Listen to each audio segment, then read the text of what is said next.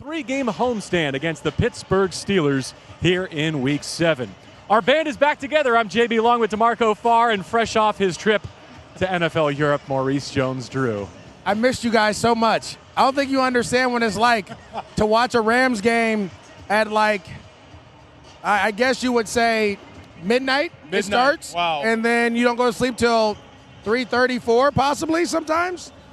But I love you guys, so I stayed up and I did my best You didn't to think commentate. about us. You didn't think about us once. Come on. A couple of times I did, for sure. Good to have MJD back, and we will introduce you to the fourth member of our team, Ricky Hollywood, coming up in just a little bit. But let's start with big changes in the Rams' backfield. Disappointing because coming off their best rushing half of the season to close out the Arizona Cardinals last week, both of their top two running backs are injured. No Kyron Williams, no Ronnie Rivers here today. So where do we turn next? Where are the Rams going to go for their backfield production? Royce Freeman, Darrell Henderson, kicking it back to 2019 in a lot of respects. You know, I guess it remains to be seen.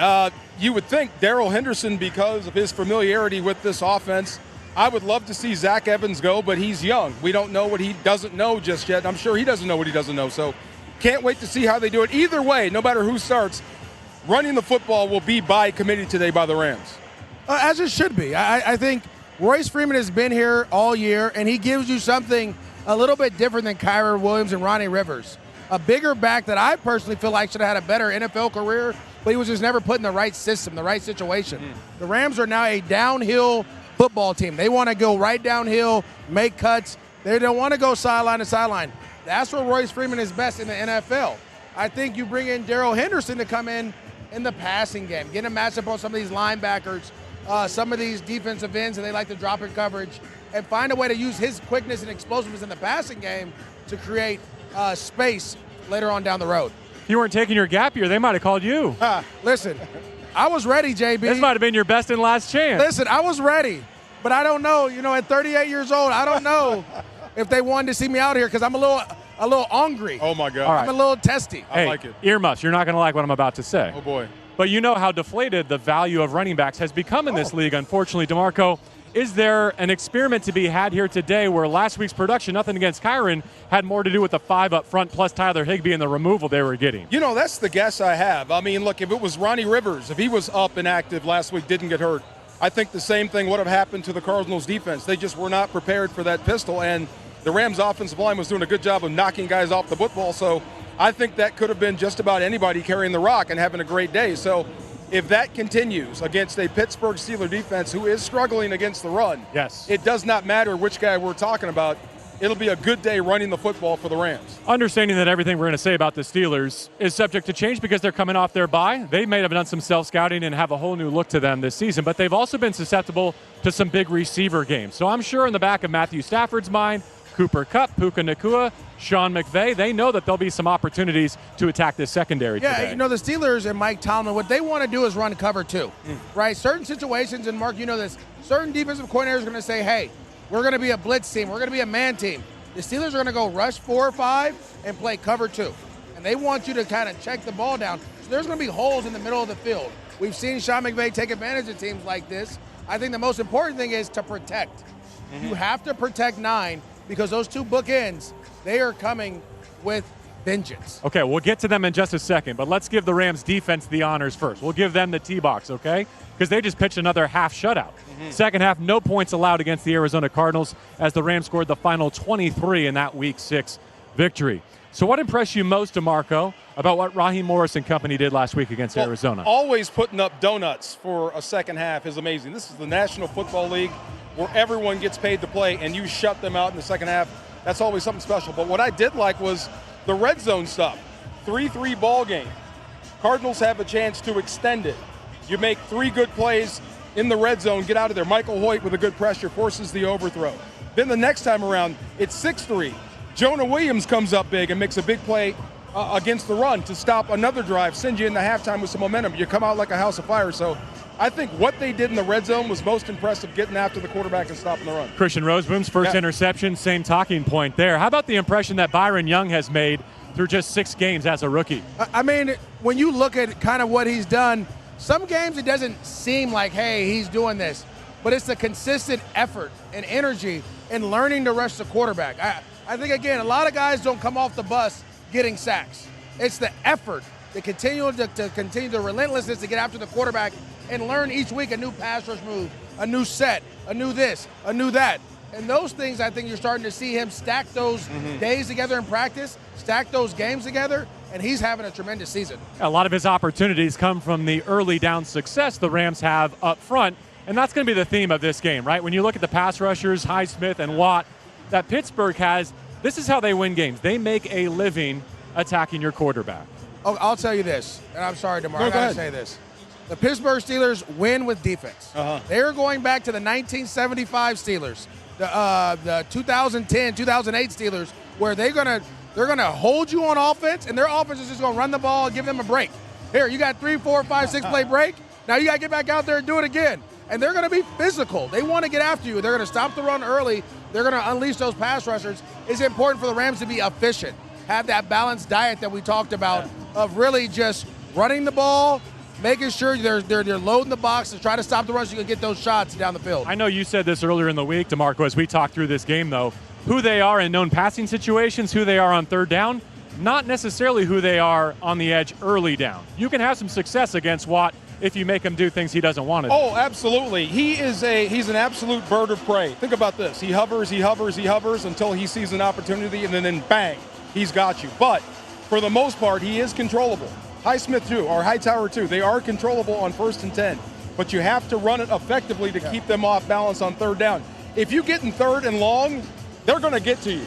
Either way, and I heard the coaching point for the Rams. Eyes on target. That means eyes on Watt, eyes on Hightower. Matthew Stafford can protect himself. You keep your eyes on that guy until the whistle blows, and then you walk back to the huddle. Keep those guys off your quarterback. We've talked a lot about how good the Rams have been guard to guard, and their 2 guards have been playing really well. That's why they're 3-3 this week, and again next week for me too, not to get too far ahead of ourselves against the Cowboys. These are tackle games. These are Alaric Jackson, Rob Havenstein. Well, this is the NFL. To victory. This is the NFL, right? The big money guys are on the outside. Your tackles and your DNs. That's just what it comes down, unless you're playing the Rams. But even then, Aaron Donald likes to be outside and get that money.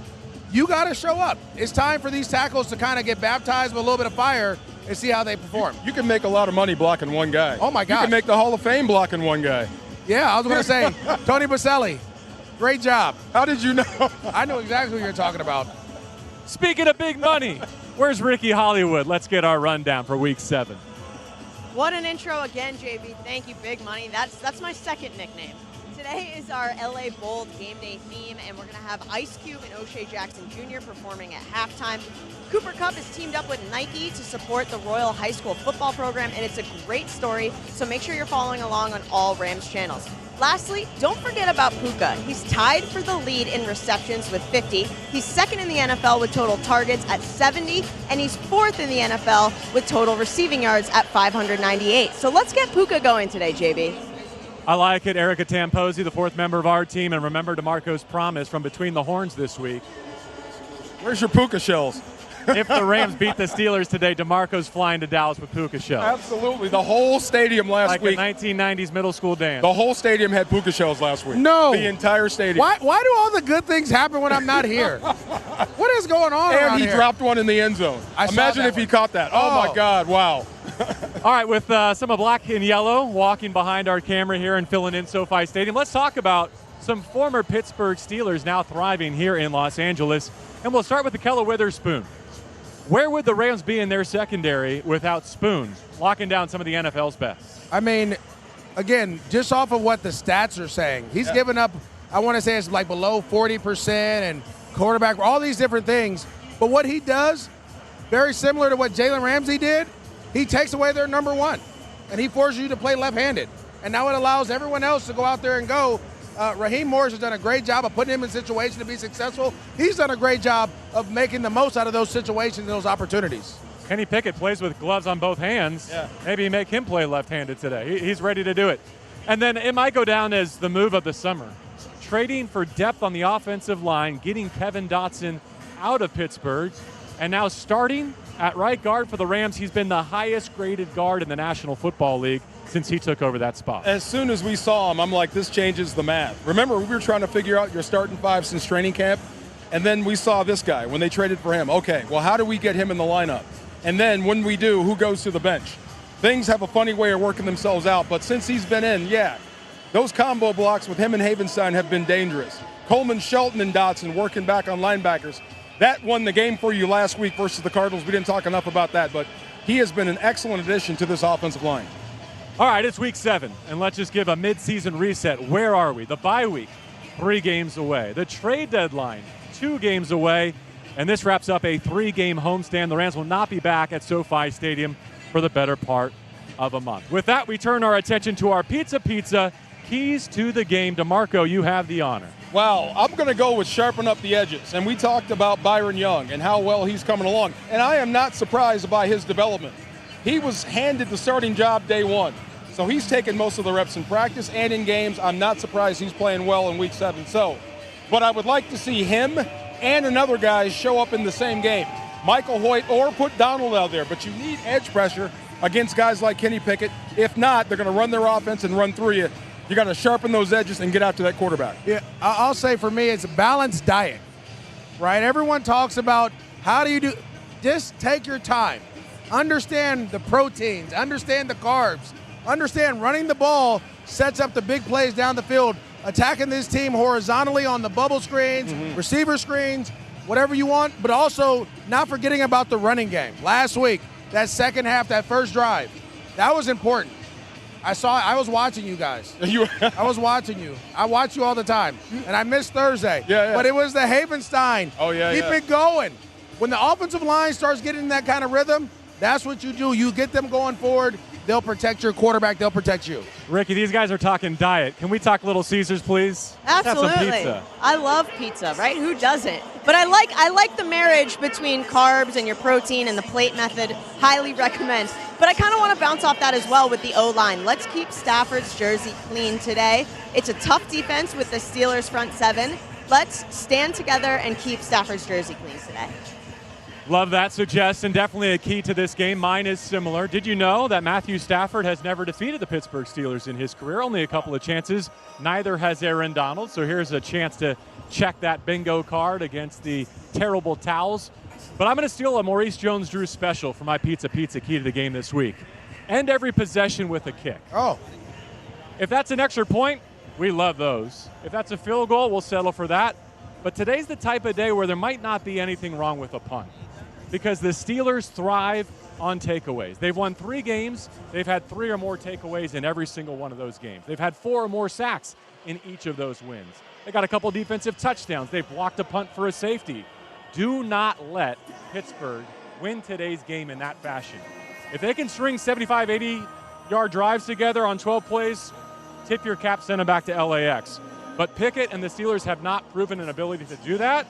Make sure you kick at the end of each possession. Sound good? Sounds great. Yep. All right, that's a wrap on the Rams pregame show, delivered by Little Caesars. Click on the QR code on the bottom left of this screen and make sure you order Little Caesars online during the Pizza pregame and get it delivered, or pick it up in store in the Pizza portal. Kickoff is at 1:05 p.m. on Fox, and you can catch the 3 of us on ESPN LA 710 or 93.1 Jack FM. For DeMarco Farr, for Maurice Jones-Dres, and for Ricky Hollywood, I am JB Long. Enjoy the game. It's Week 7, Rams and Steelers from SoFi Stadium.